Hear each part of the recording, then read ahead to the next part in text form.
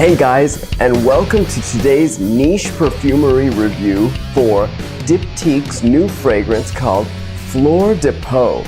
I just checked this fragrance out at the launch party down at the local Diptyque shop. They invited me down to smell it. They just put it out on their counter for the first time today, so I realized there's probably a few people who got their nose on it before I did, but this was the first time here in Houston that it was in town, and I was there the first day, in fact early in the day, when they put it out and got to smell it. And holy cow guys, this fragrance knocked my socks off. It is amazing.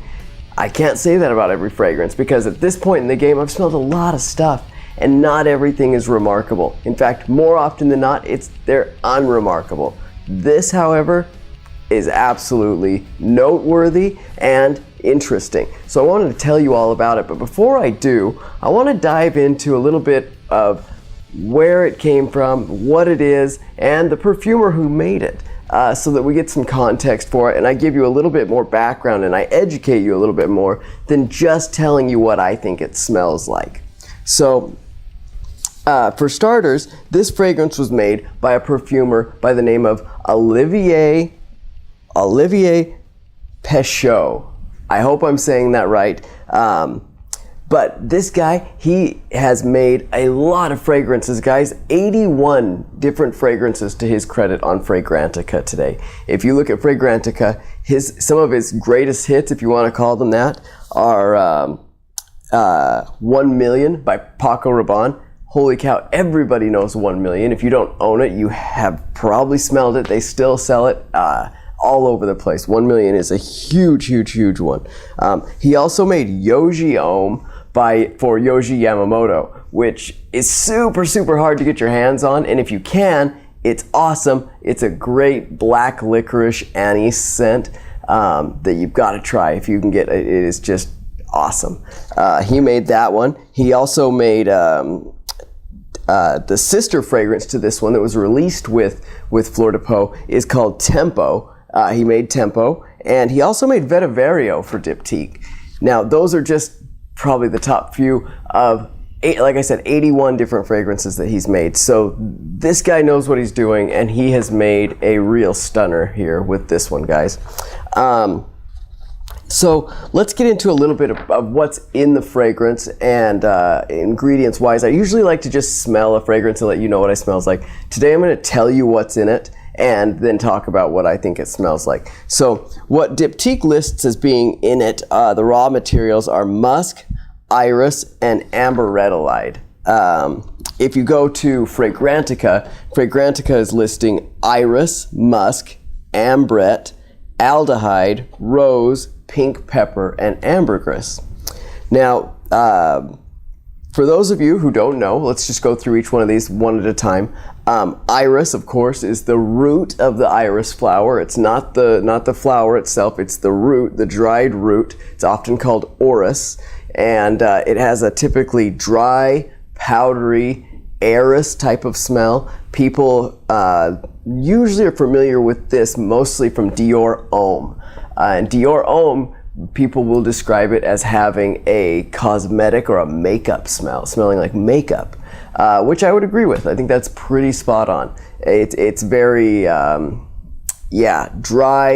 and cosmetically. It's a lipsticky, actually. That's another word for it that they call it. They say it smells like lipstick, and that's very good. Now, musk, man, musk can spread the whole range. It's hard to say exactly by just saying it has musk in it. That doesn't really say much at all. It's like somebody saying somebody speaks English. They could speak English from England or from Australia or from the United States. Like saying musk doesn't really say a lot. But this one is heavy on musk. And I'll try to get into a little bit better detail what kind of musk that is here in a minute. And also, it has aldehyde, which is aldehyde, of course. If you haven't smelled aldehyde, there's a variety of aldehydes. This one, it has aldehyde in it, so aldehyde is more of a style, in my opinion, more than anything. Rose, pink peppercorn, and ambergris. Ambergris is what people often say is whale vomit. and it's a calcium deposit that forms in whales in their mouth, and they excrete it over time. And if you're able to find one of these chunks or balls, I'm not sure, of ambergris, they are worth more than their weight in gold, and they've been used forever and ever and ever in perfumery because they smell amazing. Chances are, and based on the smell of this, they are probably getting their ambergris smell from the same place that Molecule 2 gets its scent from, and that's ambroxan. That would be my guess. So now let's take a smell of this, and I'll try to describe to you my first impressions of it and let you know a little bit of what I'm thinking and what I'm smelling, and hopefully help educate you against the notes and the interpretation of it. So now I haven't bought a bottle of this yet, guys. I wasn't expecting this to come out. It was a surprise, and I ran down to the shop when they invited me. I said, of course I'll be there. Went down there, and they were kind enough to give me a sample. And Diptyque has the best samples, guys. I mean, they're not the only people who make great samples, but Diptyque makes great samples. They give you more than enough to test the fragrance for quite a while. And with this one, I'll tell you right out of the gate, a little goes a long ways, which is great. This one comes in only the EDP version. A little while ago, Diptyque started releasing all of their fragrances in EDT and EDP, which EDP, of course, is stronger. It's eau de parfum. And those ones are a darker colored bottle. If you're ever at the Diptyque store, you're looking at it online. The ones in the darker bottle are the EDPs. And this one only comes in EDP right now. So let's give this one a spray. All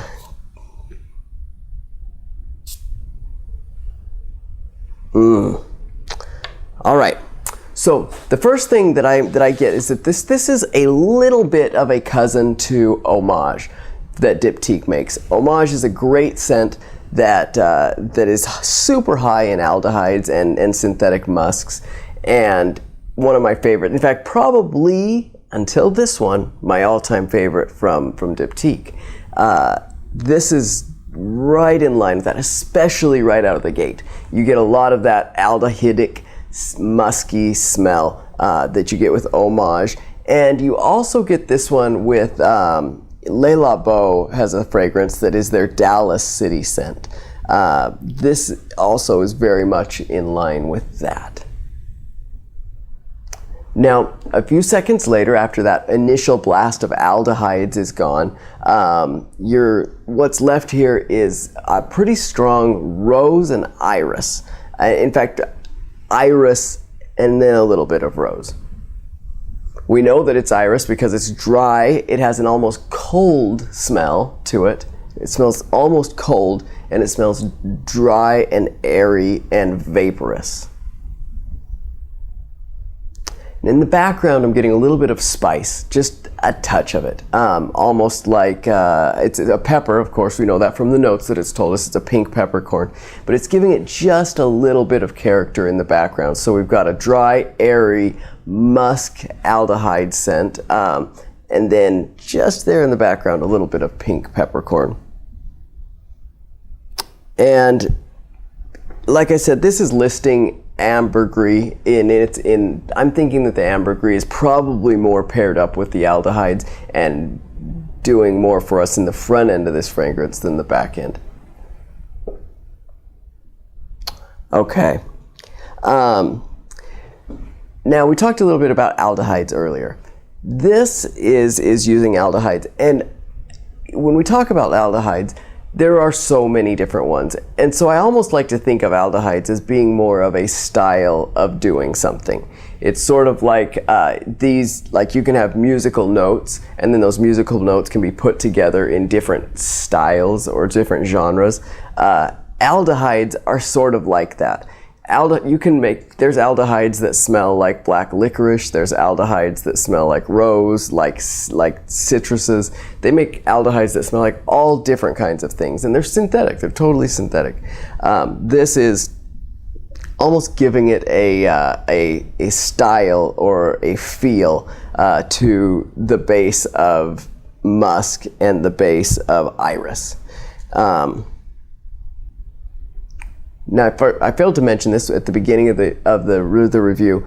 Fleur de Peau stands for flower and of skin, I think is the best way to put that. I don't speak the language, actually I had to look this up, but flower, fleur de, and peau is skin. So this is supposed to be a skin scent and a flower scent. And it's definitely not flower, which is interesting because iris, as we know, is the root smell. It's not from the smell of the flower, like the flower is beautiful. Iris is a beautiful flower, but smell-wise, it comes from the roots. Okay, now the reason I like this fragrance so much is after I tried it out yesterday when I put it on, it was good in the store and I really liked it the first time I smelled it, but as I wore it throughout the day, it got better and better and better, and it stayed and stayed and stayed. In fact, I put it on sometime around 1 o'clock in the afternoon, and I could still smell it as I was getting into the shower last night at around midnight, and I could still smell it on my skin. Now, it's very much a skin scent, which makes sense from the name of the fragrance. It's very much a skin scent, and it stays close to the skin. It doesn't project very super loudly, but it does have really, really, really good staying power, and it stays on the skin for a really long time. So, and I'm reading reviews online of people who are saying that you need to put it on your skin. Don't just smell it on paper, that you need to put it on your skin to really get a good feel for that. So I would agree with that. Putting it on your skin is really important. For me, it's what sold me on this fragrance, absolutely.